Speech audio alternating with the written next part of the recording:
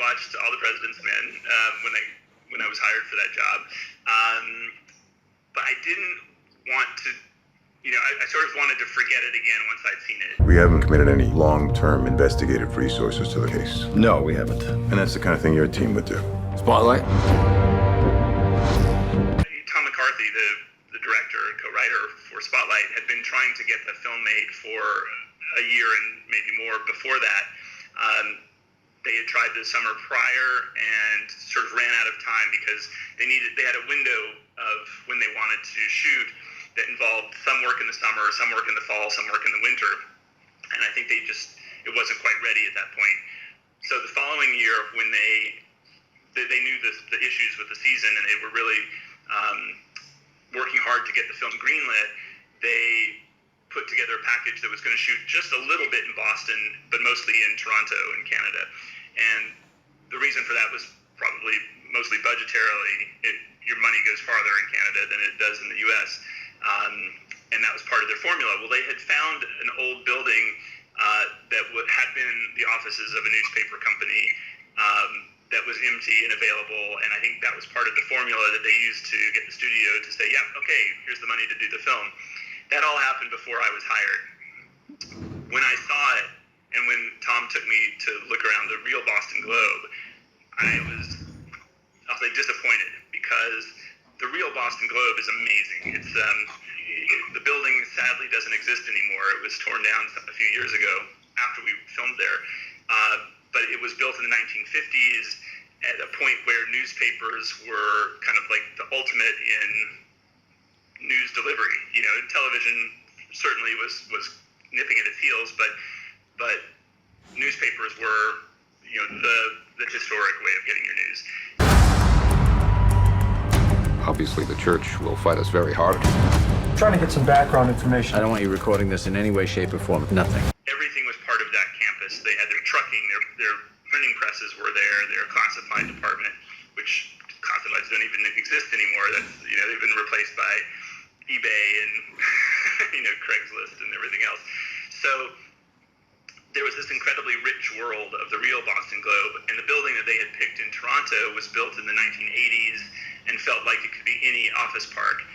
And so right away I said, listen, we have this amazing opportunity. The Boston Globe is very excited about the project. As many days as we can possibly get permission to shoot, or allocate the money to shoot in Boston, we can get the real Boston Globe.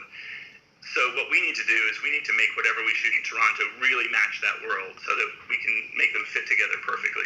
There's a story here, and I think everybody will hear about it. Do you think your paper has the resources to take that on? I do. So we threw out that first location, and we spent several weeks, if not more than a month, looking for an alternative. And it took a long time to find, but it was a Sears distribution center that was built also in the 1950s. It was about to be decommissioned. It needed a lot of work, but it was the right feel for what we wanted. And after showing Tom some renderings of what it could look like if we gutted it and rebuilt everything in it, he said, yeah, okay. He was sort of like, you sure this can work, right? And I was like, yeah. Bluffing, but yes, and we did a very, very good job recreating the world of the Boston Globe's editorial offices, their bullpen, and the small spotlight offices were all built in there. And when the real reporters, Robbie Robinson and Mike Resendez and Marty Barron all came, the real guys came at one point to visit us. And walked in. I remember Mike Resendez saying he had chills because he felt like it was as it should have been. Spotlight. Is this the tip line? You think he's got something? I want to keep digging. We need to focus on the institution. Show me that it came from the top down. One thing that was quite tricky was getting the scale of the Boston Globe bullpen correct. And we really wanted the size of that newsroom to really have an impact for the audience. But it was not a very high budget film. I think we were working with around $18 or $20 million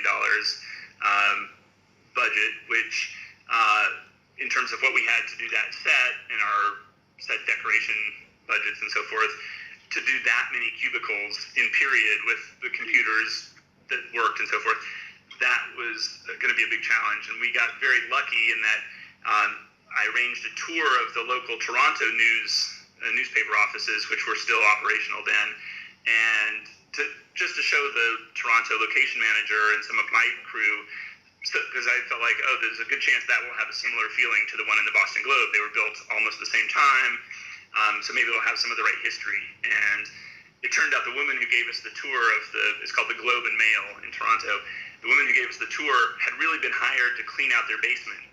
And so we were able to help her, and she was really able to help us because she had to get rid of all the old cubicles that were stacked up in their basement from 20 years ago and longer, and we were able to buy enough of them from them to complete the set. You're going to give me the names and the names of their victims. Are you threatening me? I was doing my job. Yeah, you and everyone else. I am here because I care.